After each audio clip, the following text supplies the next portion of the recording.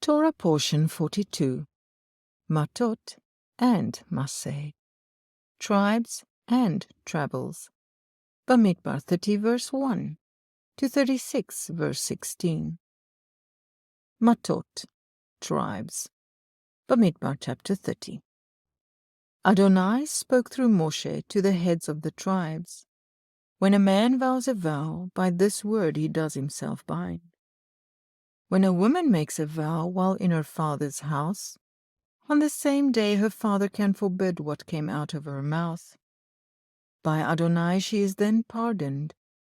If he says nothing, her vows do stand.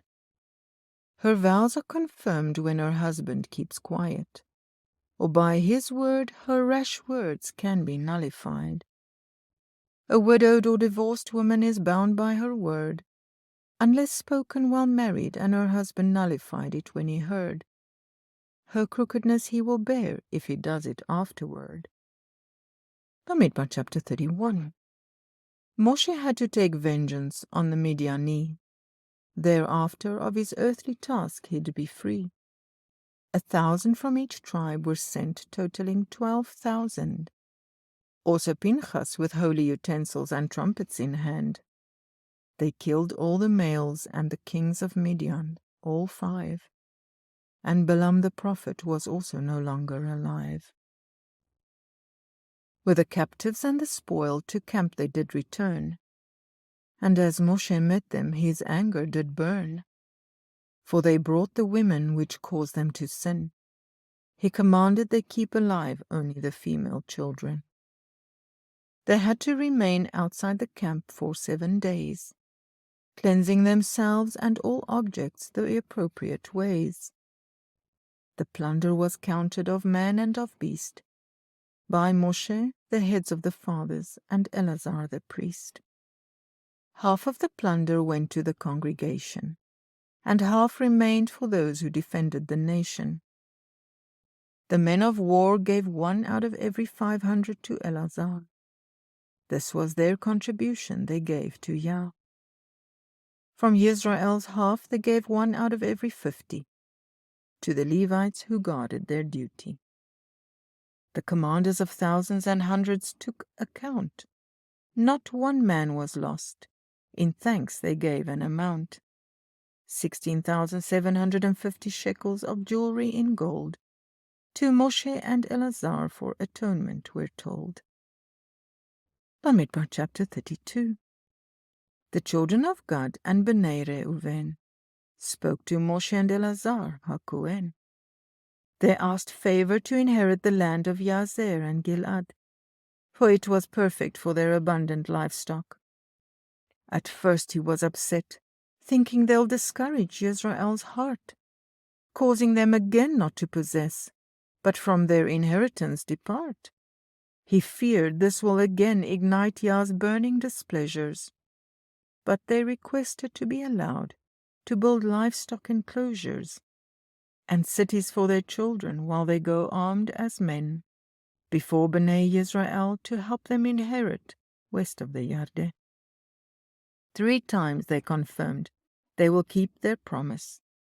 And Moshe made Eleazar, Yehoshua, and the leaders witness to this. Masei, departures or journeys. Bamidbar chapter 33. All the stations of departure was written by Moshe's hand. Everywhere they camped on their way to the land.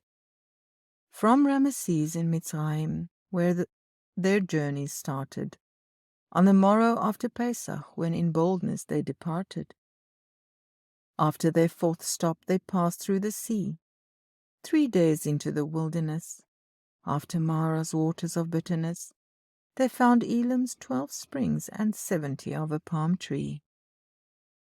Their 12th station was in the wilderness of Sinai, where they received the Torah from the hand of Adonai. After Kadesh, which was their 33rd stop, they camped at Mount Hor, where Aaron went up. On the 1st of the 5th month in the 40th year, he died at age 123. Their last and 42nd station were Moab's desert plains, by the Yarden of Jericho, before the mountains. And Adonai through Moshe gave Israel a command to drive out all the inhabitants when they enter Canaan. Those they let remain will be pricks in their eyes, they shall trouble Israel and be thorns in their sides. By lot the land as an inheritance they shall divide, larger to the larger and smaller to the smaller tribe. Bamidbar chapter 34.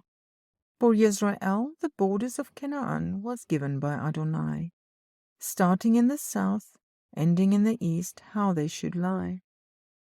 It was to be divided between 9.5 tribes, for 2.5 received theirs on the Yarden's other side. Eleazar the Cohen and Joshua ben Nun chose 10 leaders to help divide the land among them. Bamidbar chapter 35. From their inheritance Israel is to give the Levite cities to dwell in, including open land for their livestock for certain. The Levitical cities should total 48. 6 are for a manslayer to flee to its gate, to be rescued from the avenger's hand, if he didn't in enmity against the deceased stand. And after the death of the high priest he returns to his land. But no ransom is paid if the murder he did plan, for blood does defile the land. By the mouth of more than one witness for execution he'll stand. Bamidbar chapter 36. The heads of the clans of the sons of Joseph came to speak to Moshe and the heads of Bnei Israel, wisdom to seek. What to do when daughters without brothers, that inherit their father's land, marry into other tribes, and in the Yovel, the inheritance will change hands.